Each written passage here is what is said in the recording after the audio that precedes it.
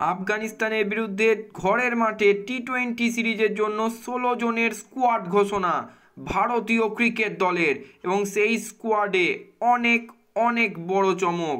3 জন star player কিন্তু miss করতে চলেছেন এই আফগানিস্তান সিরিজ। তার পাশাপাশি ভারতীয় সমর্থকদের জন্য সবথেকে বড় খুশির খবর, বিরাট কোহলি এবং রোহিত শর্মা আন্তর্জাতিক টি-20তে আরও একবার কামব্যাক করতে চলেছেন। রোহিত শর্মা আরও একবার আন্তর্জাতিক টি-20তে ভারতকে নেতৃত্ব দিতে চলেছেন এবং আরও একবার বিরাট কিং কোহলিকে টি-20তে দেখতে পাবে ভারতীয় সমর্থকরা। কেমন হলো ভারতের 16 জনের স্কোয়াড, সেই নিয়ে আজকের ভিডিও, তাই সম্পূর্ণ ভিডিওটি দেখতে থাকুন।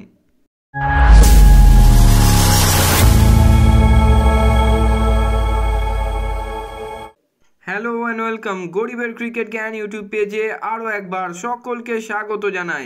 বিসিসিআই কিন্তু আফগানিস্তানের বিরুদ্ধে টি-20 সিরিজের জন্য 16 জনের দল ঘোষণা করেছে এবং সেই দলের সব থেকে বড় চমক, রোহিত শর্মা কিন্তু আরও একবার ভারতীয় দলকে টি-20তে লিড করতে চলেছে। বিরাট কোহলি টি-20তে কামব্যাক করেছেন। জসপ্রীত বুমরাহ, মোহাম্মদ সিরাজকে কিন্তু এই সিরিজের জন্য রেস্ট দেওয়া হয়েছে।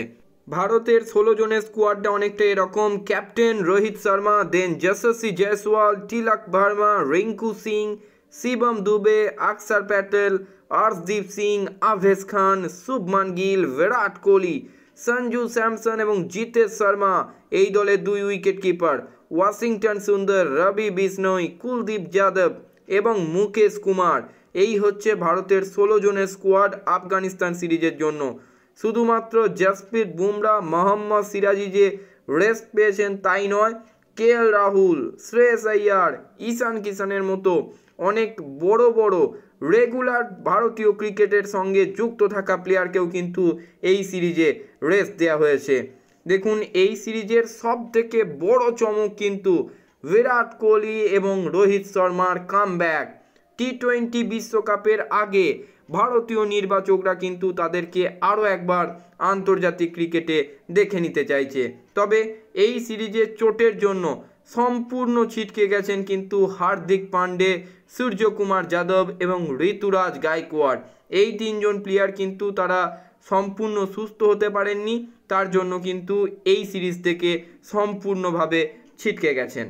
তবে ভারতের দল ঘোষণার বেশ কয়েকদিন আগেই কিন্তু আফগানিস্তান এই সিরিজের জন্য তাদেরও কিন্তু দল ঘোষণা করে দিয়েছে এবং আফগানিস্তান দলে যারা রয়েছেন, হজরতুল্লাহ জাজাই, রহমতুল্লাহ গুরবাজ, ইব্রাহিম জাদরান, রহমত শাহ, নাজিবুল্লাহ জাদরান, ইব্রাহিম আকিল খান, দেন মোহাম্মদ নবী, আজমাতুল্লাহ ওমরজাই, করিম জান্নাত, গুলাবুদ্দিন নায়েব, আশরাফ, মুজিবুর রহমান, রাশিদ খান, নূর আহমেদ, কোয়েস আহমেদ, ফজলুল হক ফারুকি, নাবিনুল হক, মোহাম্মদ সালিম এবং ফারিদ আহমেদ। দেখুন, এই দলও কিন্তু যথেষ্ট শক্তিশালী, বিশেষত যে দলে রাশিদ খান, মুজিবুর রহমান, মোহাম্মদ নবীর মতো এত এক্সপিরিয়েন্স, টি-20 তারা কিন্তু দেশ বিদেশে খেলে বেড়াচ্ছেন, এমন নামি দামি প্লেয়ার রয়েছেন, সেই দল কিন্তু যথেষ্ট ফাইট দেবে ভারতকে।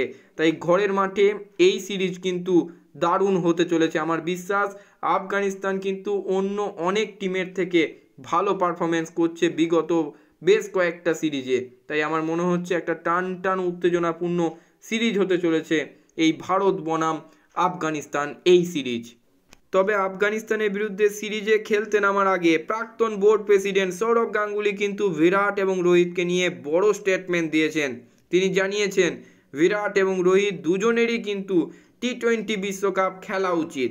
রোহিত শর্মার অবশ্যই ক্যাপ্টেন্সি করা উচিত, কারণ এই রোহিত শর্মাই কিন্তু আগের বিশ্বকাপে আপনাকে সেমিফাইনাল অবধি নিয়ে গিয়েছিল।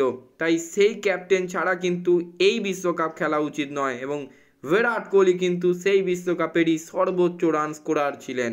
তাই অবশ্যই বিরাট এবং রোহিতের সাথেই ইন্ডিয়ার এই বিশ্বকাপ খেলতে যাওয়া উচিত।